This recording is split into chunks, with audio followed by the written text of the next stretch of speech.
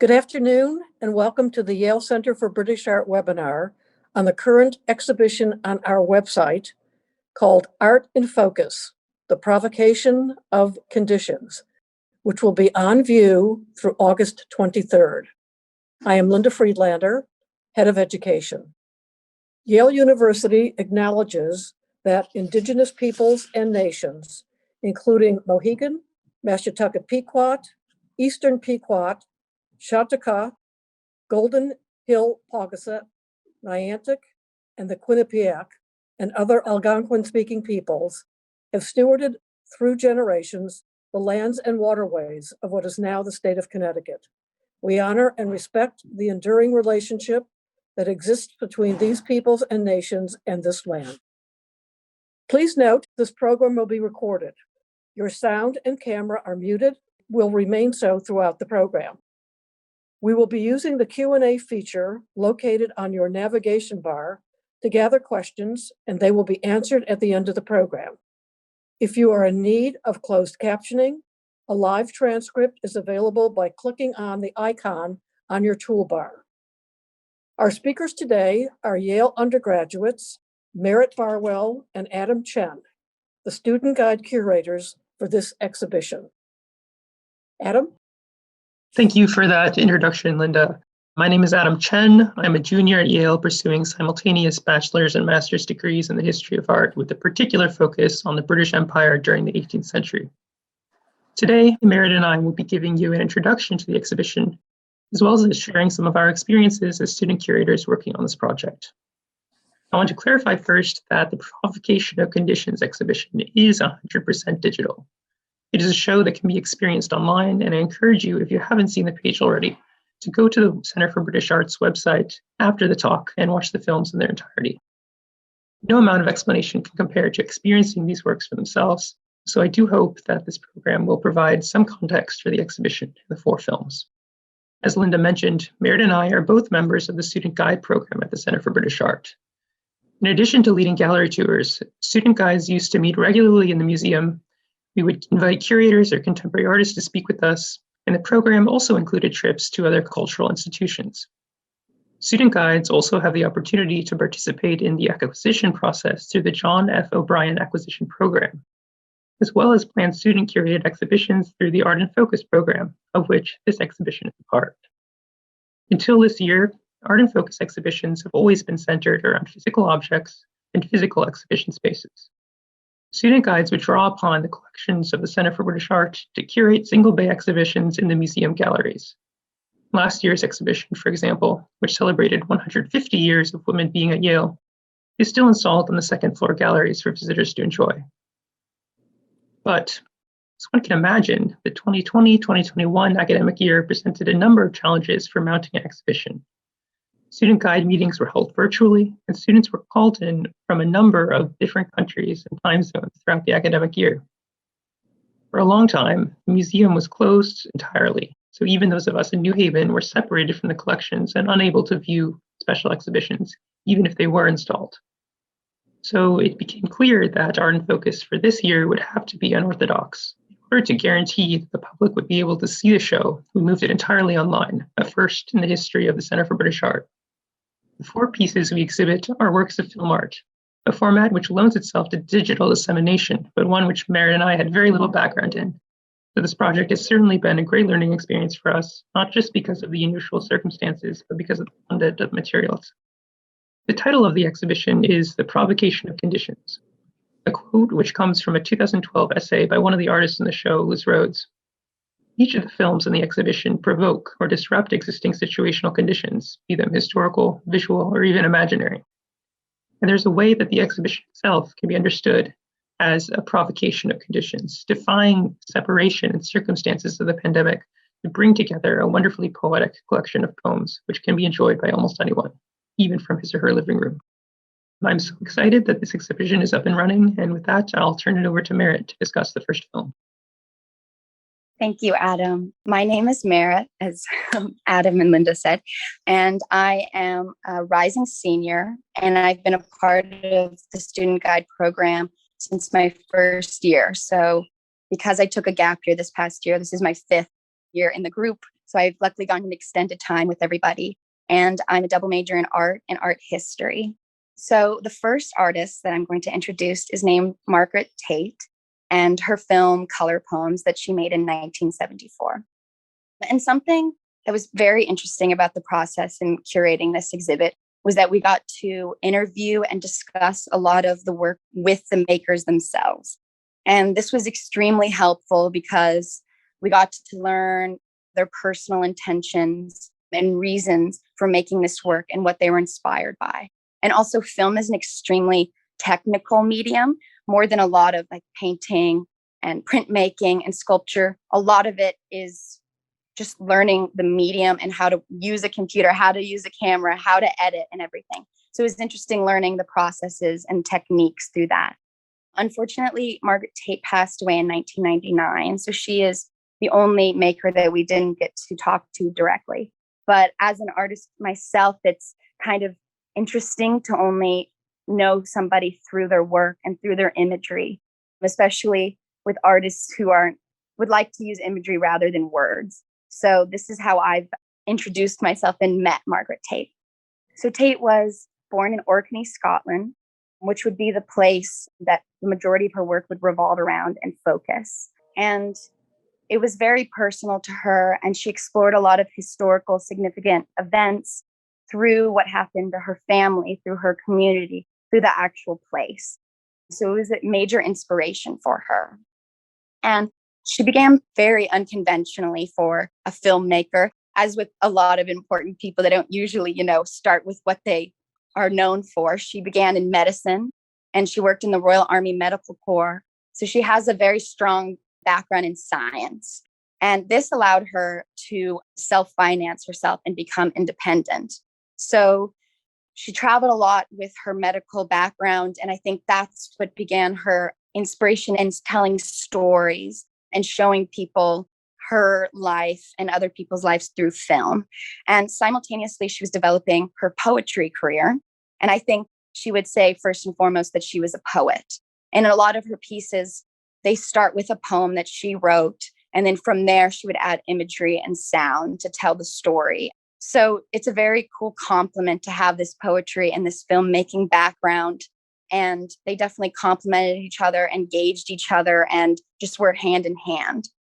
And just to give you context of her background, she was working in the mid-20th century. So we've seen a lot of art. We're a little jaded. We've seen extreme art. We've seen everyone push the boundaries. So we've gotten used to it. But at that moment, she was one of those people that was creating this groundbreaking work and, paving the way so people could do this. So a lot of her work, I'm sure, was extremely avant-garde and striking and probably kind of scary to people watching at the moment because it was just so different from what they were used to. And she was one of the first women to emerge in this very male-dominated world of film. And she refused to be in any group. She worked completely independently. And as I said, she self-financed all of her own work. And she actually started her own company called Ancona Films in Edinburgh. And through working alone, her work became so individualized and her own thing that you never get it confused with anybody else because it was so personalized. And sorry, I need to turn my video off because I think I'm coming in and out. And so she included a lot of new technological techniques, such as animation. So I'll show you on the next slide. And she did a lot of hand-drawn things, animations for credits, for transitions, for opening credits that were very specific to her style. And in a lot of her work also, she's exploring very general ideas, historical events, but also doing it through very personalized stories. So in Color Poems, it was a part of a 9-part film series where she conveyed the personal and metaphorical effects of what was happening in Scotland from the Spanish Civil War. So you'll see lots of vignettes throughout the film of a boat passing, of girls talking on the beach, of trees moving in the wind. And this was a way of showing how a physical place can be impacted by something. And so she didn't have to directly show people and what was happening as they were leaving for the war or the people that were staying behind. She did it in a more abstract and indirect way that was definitely poetic. And there's a large tension in her work there. Like I said, she wanted to explore politics, but she also was very interested in intimacy. And throughout the film, you can also hear the poem that she did write and started with that's narrated over the imagery. And also interwoven is a traditional Scottish ballad and classical music. So you can see how she's really playing with sound and image, and to how to convey a story in her own very personal way. So before introducing myself to her work, I had no experience in film at all. I know a lot of more about different mediums, but I hadn't really explored film. And so it was definitely like when you go, if you have already watched them or you're going to watch them after, it's a little intimidating and daunting because it's just such a full and open medium that can do whatever it wants. So watching it multiple times, I picked up on more details and more things that I think she wanted to tell me through her imagery and sound. So it was really a great experience starting with her and in this medium. And I'm going to hand it off to Adam to introduce the next film. The second film in our exhibition is the 1998 work, Or If So, by Liz Rhodes, who is a major figure in the history of British art film. Rhodes has been a leading member of the feminist avant-garde film scene since the 1970s. And in addition to exploring themes of women's empowerment, her films have also centered around experimental studies of the relationship between image and text, as well as political and economic critiques, themes which are present in Or If So. Although the films in this exhibition are stylistically quite distinct and range considerably in date, one theme which unifies them is seeing visuals as an extension of poetic text. We saw that with Margaret Tate's color poems, but the relationship between film and poetry is also an important part of Liz Rhodes's work as an artist. Writing is a component of Rhodes's artistic practice, and indeed, the title of this exhibition comes from one of her written essays. During the planning of the exhibit, we had the opportunity to pose our questions about the film to the artist, and the written response received from her, I think, can be read almost as an artistic work in itself. I certainly didn't expect to receive verses of a poem in response to our very straightforward, mundanely worded prompts, but I think it does speak to Liz Rhodes's wonderful ability to craft language and incorporate that into her cinematic artistic practice. This interview and Liz's responses should be available on the center's website soon if you're interested. Rhetoric is quite lyrical, but at the same time, it deepens our understanding of Or If So begins with an ominous helicopter-like rhythm, followed by a cacophony of noise, voices, and unsettling images of dead flies, horses, and scenes from an abandoned house.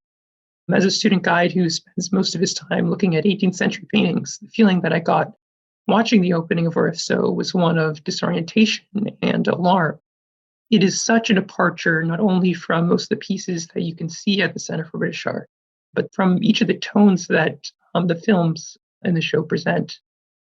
The rapid and almost psychedelic changing of scenes in the first section of the film disrupts and disorients viewers. But I think it is precisely this provocation that the artist attempts to create. It very loudly destabilizes the expectations of the viewer, and one might say that the opening itself is provoking the conditions. But then immediately afterwards, everything goes silent, and the viewer all of a sudden finds themselves looking at a quiet, panning images of a road in the French countryside. During the Second World War, the village which the viewers see was a borderland between Free France and the zone occupied by the Nazis. Borders are boundaries. They are the definitive lines which separate one area from the next. But this particular border was porous. During the war, it was undermined by members of the resistance to the village, who, despite the obvious danger, smuggled Jewish refugees as well as weaponry across the demarcation line, history which Rhodes explicitly references in this section of the film. The landscape acts as a kind of memorial or witness to the events of the past.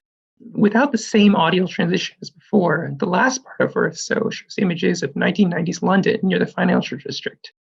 And this is one of the stills that we are looking at right now. There is a particular emphasis on the barricades set up by London police after members of the Irish Republican Army carried out the Docklands bombing in 1996. The police barricade, which surrounded the area's financial institutions, remained for several years, even after an agreement of peace had been agreed to with the IRA. In her responses to our questions, Rhodes shared that she herself was regularly stopped and questioned by police when entering and leaving the police zone. Her film calls into question these artificial walls and barricades that we construct, and perhaps more importantly, what it is that these boundaries are attempting to protect. Many of the thematic elements of Orifso, such as landscape acting as historical witness, as well as references to the Second World War, can be found also in The Forest, another film in the exhibition, which I will allow Merritt to elaborate on. Thank you, Adam. I'm going to introduce is called The Forest, and it was made in 2005 by the artist Ori Gersht. And Ori Gersht was born in Israel and then moved to London, where his practice has been based for the past couple of decades. And I really recommend everybody go and look at his website, because I would say he's more a multidisciplinary artist rather than just a filmmaker, because he explores so many different mediums, and within the mediums explores so many different techniques and perspectives that are just really exciting to explore. And a lot of what he does is travel to different places, specific locations that have experienced historical events and trauma, and photograph them or film them. But he also does a lot of portraiture. You're struck by how cropped and closed in you are when you're first put into it. We were lucky enough to watch this all as a group. It was one of the last times the guides got to meet in person. We watched it on a huge screen, and it was extremely different than watching it alone at home, and just see the beauty of it. Because when you're first put into it, like I said, you're extremely closed in. There's not really context except for where you're standing in this very woodsy area. You don't really know where you're standing. You're not really know like who you are as the viewer. But what you're seeing are trees falling one at a time and hitting the ground. And we don't know who's cutting them down, who's responsible for this. Although it looks beautiful, but it is kind of a violence. These trees are falling and hitting the ground. And it's beautiful in that you can see the light pouring through the trees. You can see the residual leaves and dust coming up after the trees hit the ground. And Gersht plays a lot with sound. So at first you think, oh, I'm just watching something that's not even manipulated at all. This is what it is. But then you start to realize that some of the sounds are muted when they hit the ground, or they're amplified, or they're slowed down or sped up. So you're saying like, this is not really reality, but I'm being convinced that it is. And a lot of Gersht's work is him portraying something in a beautiful way, the guise of beauty. But then there's always something underneath that's not explained right away, or maybe you have to read about it before you understand what he's trying to relay to you. So we were lucky enough to talk to him directly as a group over Zoom. And the more he shared about it, the more this film opened up to me, and also just completely changed how I saw it and what it meant to me. So this forest is in the coast of Ukraine, and it's called Moskhalov. And it's the place where Gersht's father-in-law was born. And then later in his life, during the Holocaust, had to flee from persecution from the Nazis. And the forest is specifically the site of a horrific massacre of Jewish people and where they were buried after. And so Gersht traveled here and found the very specific spot he had a personal connection with. And so after I realized this and what this film was about, I started realizing what the trees symbolized, the victims of this massacre, and how actually violent this is, the falling, the noise that's hit, all in this place that holds this history in it. And as it acted as a silent witness to what happened, you realize it takes on a very different character. And what you usually see with film or photography, or what we've been trained to think, is that it's the truth, that it's documentation, it's fact. But what Gersht is doing is creating a very metaphorical and psychological play on what we're seeing. Like, he has altered it completely. And also there's a lot happening that we don't know, but we're convinced we think we know what we're seeing. So that was extremely interesting and very emotional because it's incorporating a lot of generational trauma that's experienced by him and also by this location, which connects a lot to the theme of this exhibit. So I will hand it over to Adam for our last film. The fourth and final film in our exhibition is Newman, a collaborative work by the London-based artists John Akamfra and Trevor Matheson, both of whom were interviewed by our own Indy Chowdhury last week in a program at the Center for British Art. John is primarily a filmmaker and director whose work explores themes such as memory, temporality, and the experiences of global migrant communities. And Trevor is a composer, sound designer, and recordist known for his haunting and poetic audio work. Both award-winning artists were among the founding members of the Black Audio Film Collective in 1982. As part of Black Audio, the artists collaborated on groundbreaking films such as Handworth Songs in 1986, a documentary essay which examined the tensions between the police and minority communities in 1980s Britain. Since then, both artists have continued to push the boundaries of film and audio work and have collaborated on numerous occasions, one of the most recent being Newman. This exhibition is actually the global premiere of the film. This cut of it has never been shown before, and so we are very lucky to have it in the show. In short, Newman is a post-apocalyptic story of disaster and desolation, but also the ability to overcome those challenges.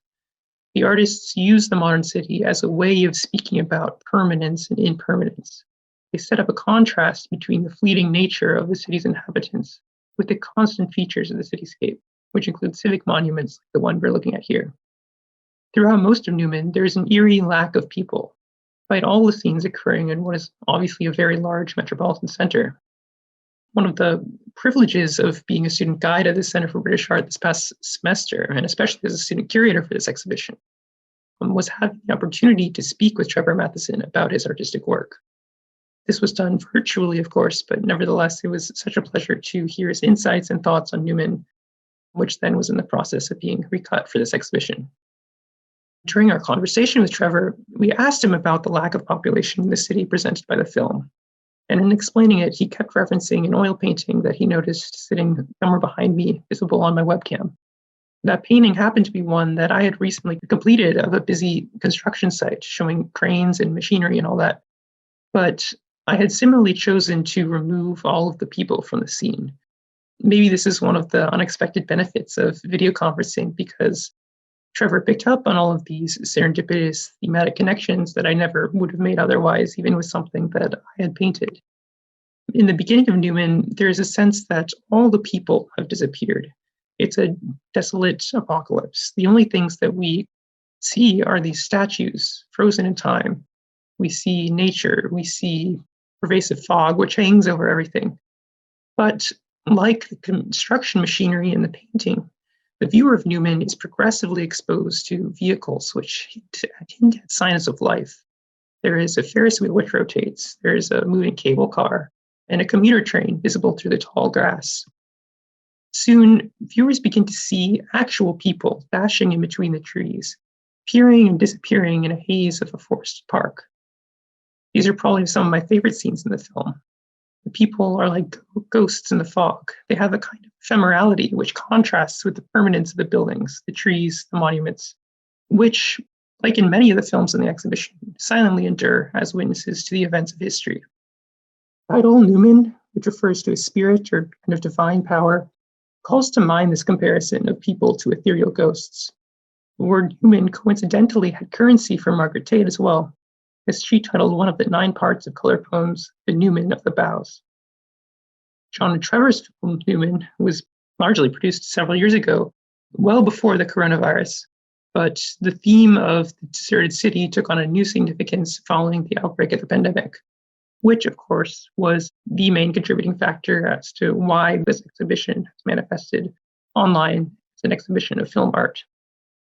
The pandemic has reminded all of us of the fragility of everyday urban life and the necessity of people in bringing meaning to a space.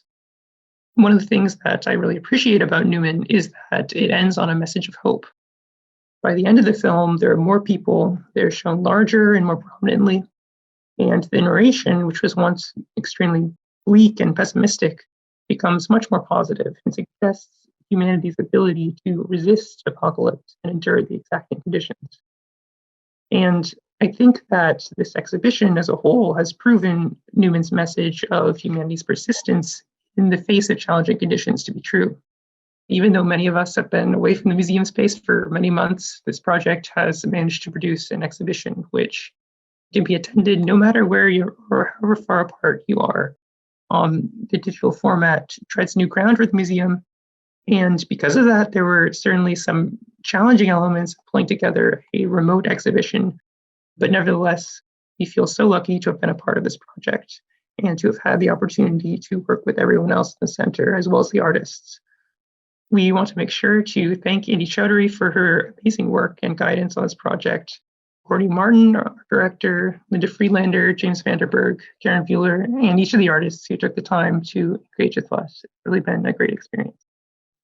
And just to piggyback off of Adam, I wanted to just say how proud I am of everyone that put all this effort into this project.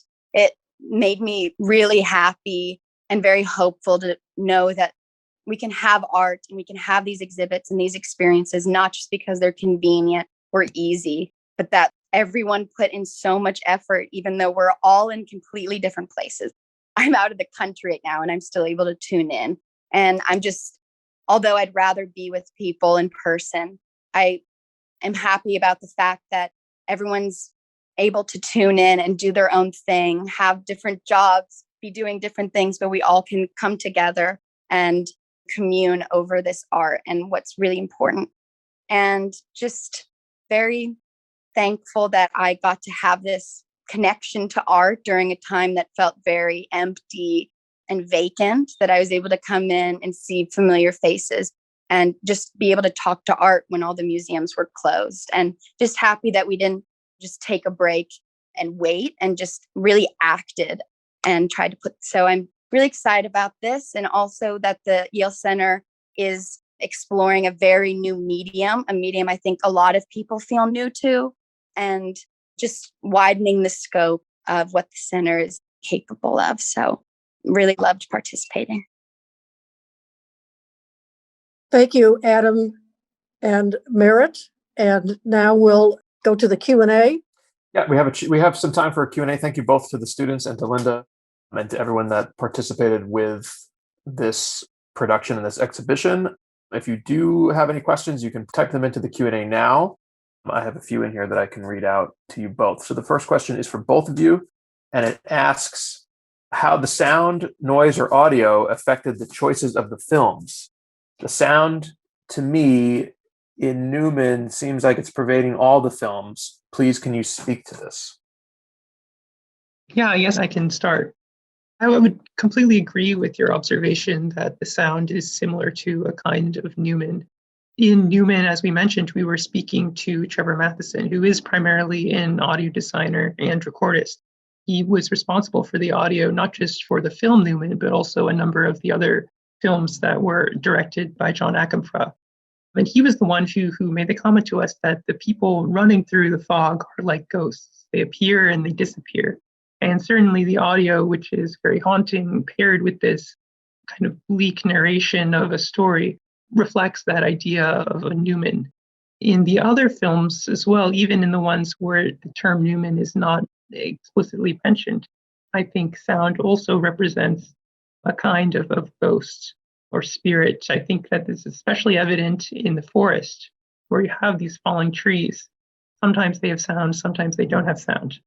And they appear in and out between the branches of other trees. They disappear into the forest floor, very similar into the way that the people in the park scenes of Newman sort of appear and disappear through the trees. And the sound of the crashing trees, it sort of represents, or it calls to mind the question, if a tree falls in a forest, does it make a sound? And the fact that sometimes it's there and sometimes it's not there does have the effect of creating a kind of nebula, a kind of ephemerality that I think is evoked by the sound in a number of the films. Personally, having not made a film myself and not really knowing the technology, I think I take sound for granted a lot. When I watch a film, I think everything is in the imagery and how it's filmed and the color and everything. And I haven't really put a lot of thought into the sound. But when I start thinking about all 4 films and the absence of sound, they would just be completely different stories and experiences.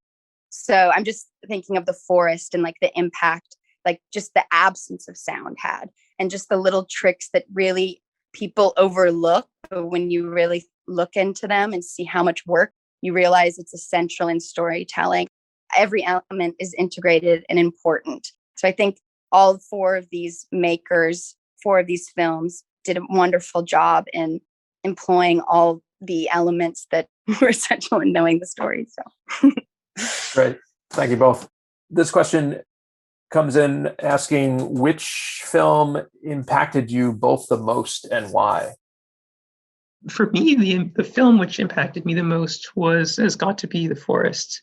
And part of that, I think, is the fact that it was the only film that we were actually able to see in the big lecture hall of the Center for British Art on the big screen with the surround sound. And I think that sort of is a reason for my choice as well. But really, that film is such a powerful piece because it's so meditative and evocative. You have these slow panning shots throughout the duration of the film. And the slow motion and the repetition of the trees falling makes you sort of wonder what's going on.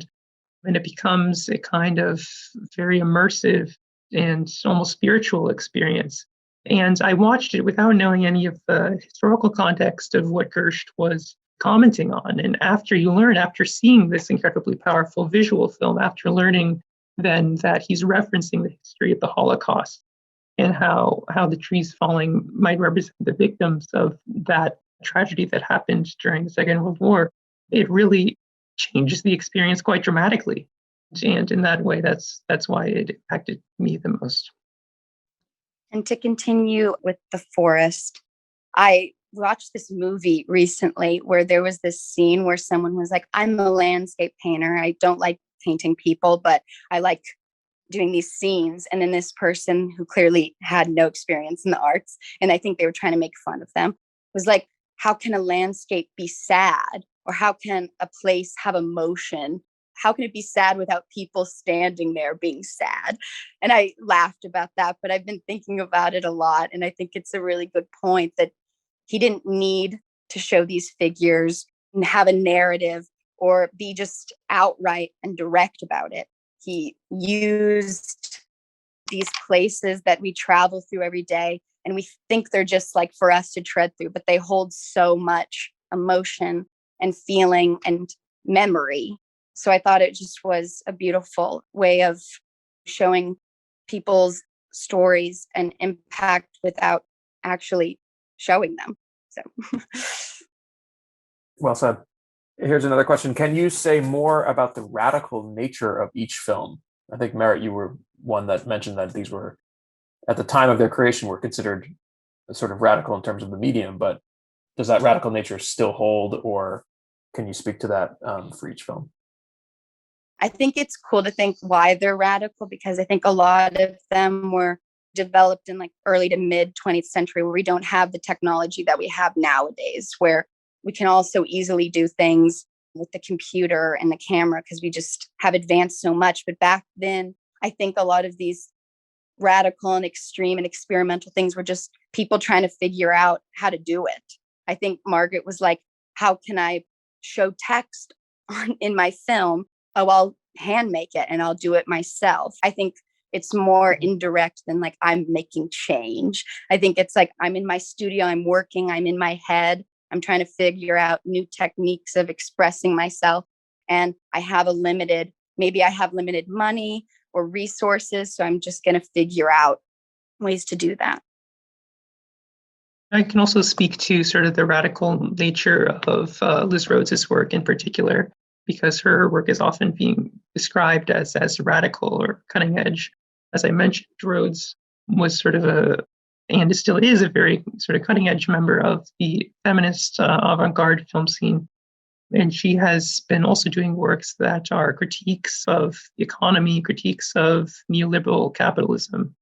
And that's something that you can definitely see in Orifso. As I mentioned, what those barriers were constructed in the late 90s, they were surrounding the financial district and its financial institutions. And so one of the readings that you can see Orifso as is she is critiquing the sort of extreme measures that people go to protect money, really, and greed. And one of the motifs within Orifso is this horse, which you see at the beginning, in the middle, and at the end. It's one of the only images that you can see throughout the entire film. And she mentioned in the Q&A that we did that the horse was a real horse that was living in the area. And for me, it sort of represented the idea of a captive animal. It's in a box, it's in a stable. And those are the scenes that we see earlier in the film. But at the very end, the very final scene is a scene of horses running away, and they're able to escape those conditions. And so I think in addition to the radical ways the artists are pushing the boundaries of the medium, some of the artists at least also engage in a radical form of politics within their work and their practice. And another question, all the artists have a multidisciplinary practice, and this is something very interesting for filmmaking. Is this something that interests you? Personally, I've only worked in painting, like very 2D mediums. So after watching all of these films, I was just struck by how much you can tell and how much you can do, and also just how I get why they're all multidisciplinary, because they've just had to accrue so many skills and visions and ways of telling, because it's not straightforward.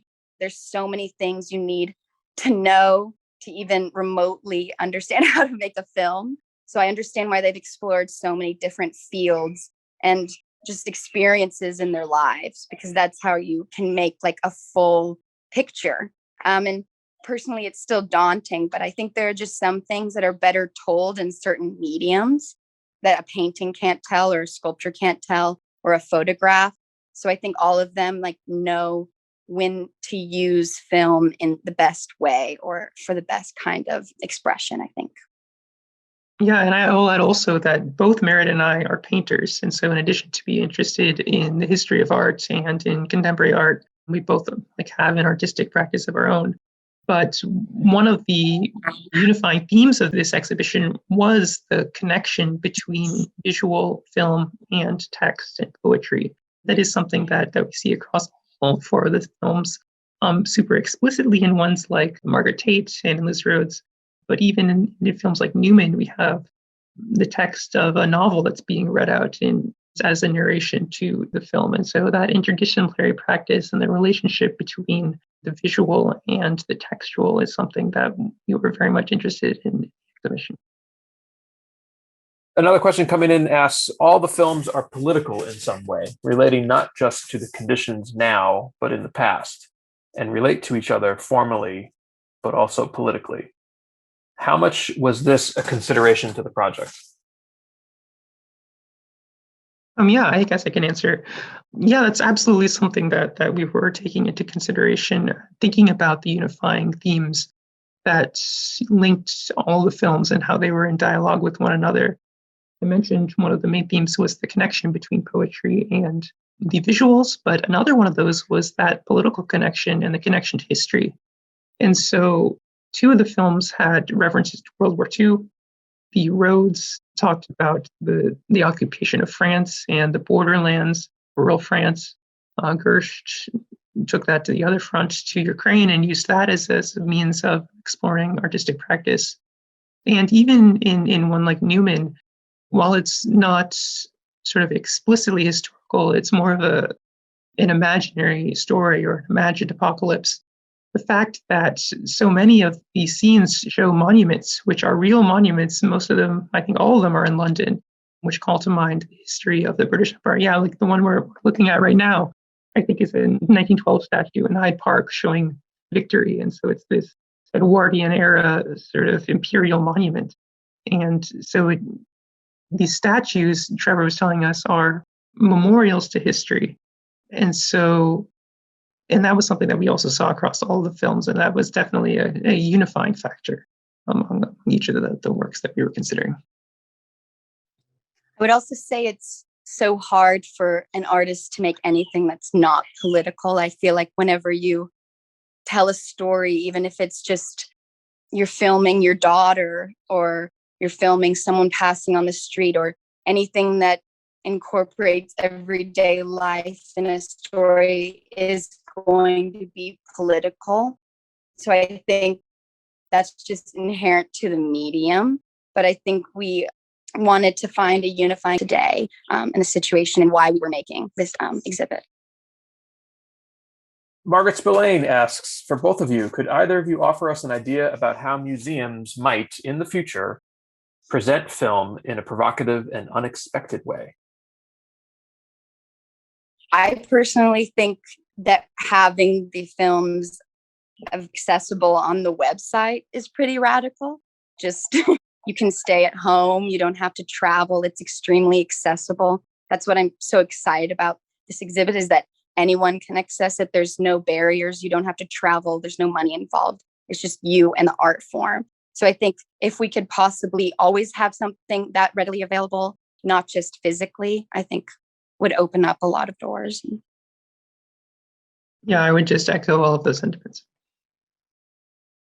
Let's see, coming down, picking up on Merritt's earlier point, how do these films challenge narrative or linear storytelling?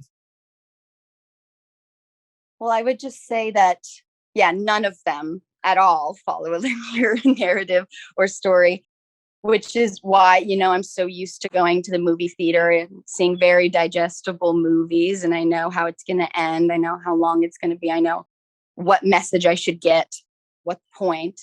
And with these, they really mess with your mind and kind of deceive you in a way, which was really exciting. Just to talk about Tate, and I briefly mentioned that it was like a memory.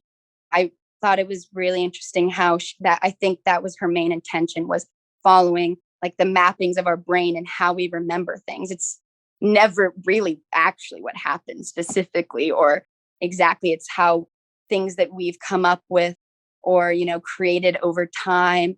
We kind of make up things, I think, or we only remember very specific details, like what someone was wearing or how the tree was shaking.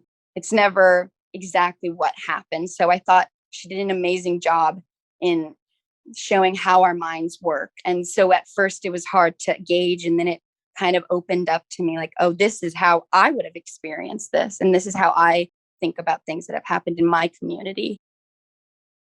Yeah, in terms of linear storytelling, I think one of the fascinating things about each of the 4 films that we have in this exhibition is that each of them take a very different approach to the progression and how they divide the time of the film, even though all of them are around the same length.